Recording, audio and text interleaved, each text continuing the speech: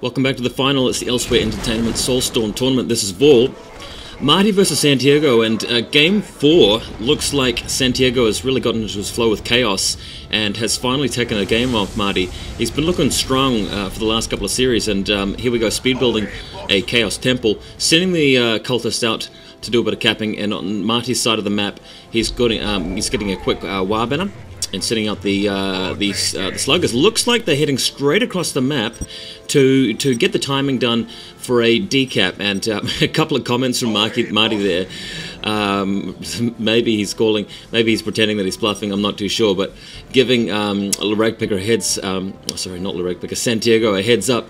Why do I keep mixing up with Larag Picker? Santiago versus Marty, giving Santiago a bit of a heads up that the sluggers are on their way, and if the sluggers get there in time, it's going to be a decap, and it's going to be very annoying for Santiago, and could put him on a bit of a bad start if it happens. And here they come now, moving in, and as you can see, nice timing.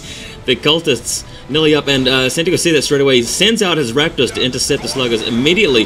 Sluggers trying to shoot down that cultist, but manages to get it, the heretic I meant, but manages to get the listening post up just in time. So Santiago is saved by a bit of quick action there. Very nice, and very exciting way to start the game. So yeah, again, another must-win game for Santiago. He's finally managed to get himself a win. It's 2-1 though to Marty, so if Marty wins this, again, tournament is finished. If I didn't already point out, we're on Shrine of Excellion, and I think this could be the game changer, because Marty has had the opportunity to pick a map that he's comfortable in. He's gone for Shrine of Excellion, and it's Orks versus Chaos yet again. Big Mick again moving to Chaos territory, as we've become accustomed to seeing, and this Raptor build becoming fairly common. Well, it's become a very common sight for us to see with Santiago, but there's the Chaos Space Marines as well.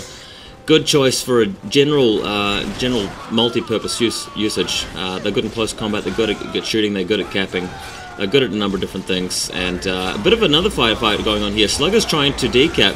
They're going to pay some heavy losses for that. A lot of units shooting at them there, and even the Raptors are going to be able to get in close combat. Looks like they've done the job though. They've managed to decap it. Mick is there in time to lend some support. Looks like that Santiago is probably going to be researching a support unit of his own, probably that Chaos Lord. We'll see soon.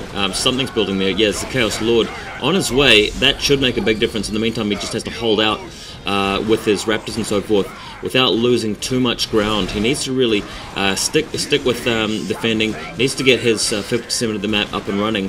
And there you see the heretic running for his life, just because.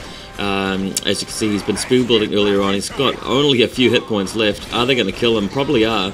There's the Chaos Lord out into the action as well, and looks like the heretic's been killed. Oof, exciting game so far. Another must-win for Santiago, and Raptors moving in to intercept these sluggers yet again. Can he keep the cultists alive? Yeah, look, Marty's pulling back. He knows that that's going to cost him too much if he hangs around there. In the meantime, Big Mick, changing location. Really powerful stuff here. It's really good to be able to teleport your hero at such an early stage of the game, and really makes a big difference, especially on a map like this. Gets to put in the pressure where he needs to, and that's another successful decap. He's got the Raptors surrounded there. Well, almost. Raptors taking some punishment until the reinforcements arrive, but well played from both players so far. I feel like Marty is doing what he needs to. He hasn't really got himself a significant advantage, but he is leading this game, I feel. And Chaos Lord moving to close combat. This should do some damage. Chaos Lord generally very powerful when in close combat, as you can see. And he's got some backup. Shooters supporting, and Chaos Space Marines supporting. Generally, Chaos Space Marines are probably better at shooting. It's hard to say. Shooters are very powerful as well, being a dedicated shooting unit, whereas Chaos Space Marines are more of an all-rounder. The second group of Raptors coming in here. This should be enough to make the difference. Marty should know now that he is actually outgunned, outclassed in close combat. So he's probably going to be wanting to teleport out or move out as soon as possible. That Big Mick is looking like it's in a bit of trouble. He's in a duel with the Chaos Lord, but Chaos Lord just that much more powerful. Big Mick has been killed here. That's big. Big. But Chaos Lord emerging victorious. Orks have been driven off, and this, I believe, could be a bit of a turning point for Santiago. He was on the back foot for a bit, but now he's given a chance to really take the lead and do some counter-harassment of his own. Raptor shredding things up wherever they go. And Chaos Lord moving in. If he puts down a Tainted Auspex, he should be able to wipe out those Grots and take out that relic, and he needs to, because Marty has both relics at this point. Economically, Marty is actually leading this game. Excuse me. And Raptors looking to demolish those shooters. Shooters absolutely trashed there. That's big. Losing a whole group of shooters like that is unfortunate for Marty. Pathing wasn't his friend there. He had a lot of shooting in the way, and there's the Tainted Auspex. He should be able to easily gun down those Grots, easily wipe out that relic, and get himself back into the game. This should even up the economy, and Marty is really on the back foot for the first time since the last game, I should say. I guess he was in trouble last game. And Gretchen surviving with 20 hit points. Those lucky little Grots, and the Big Mac's back on the field. Really got a game on our hands, guys. Very excited to see what happens in this last couple of games of the final. This could be the last game, but may not be.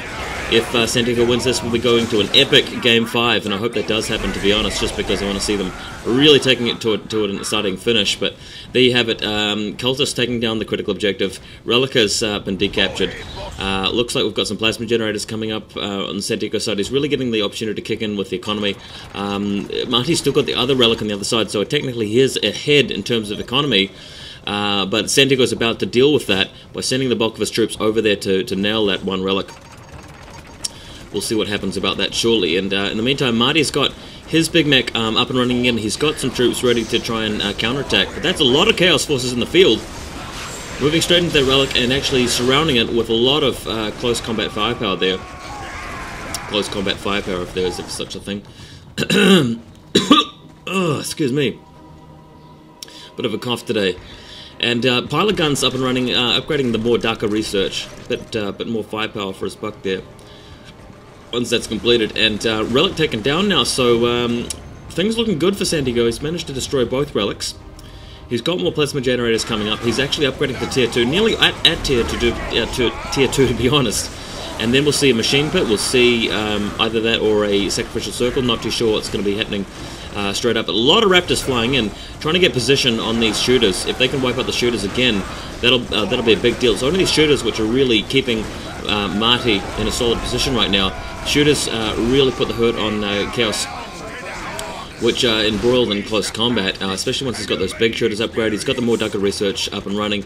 He's managed to sneakily pick up that relic again, and unfortunately for Santiago, he can't keep his troops all in one place. And there's the machine pit up and running. We've got a Hell Talon cropping up first. That's going to allow him to do some very critical counter-harassment. He needs to obviously make sure that he is actually keeping Marty on his toes, and unfortunately these cultists getting wiped out. That's how quickly those shooters are going to gun him down. Santiago going for the relic back in the west again.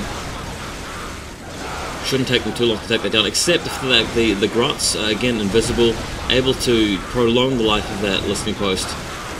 It's not going to save it though.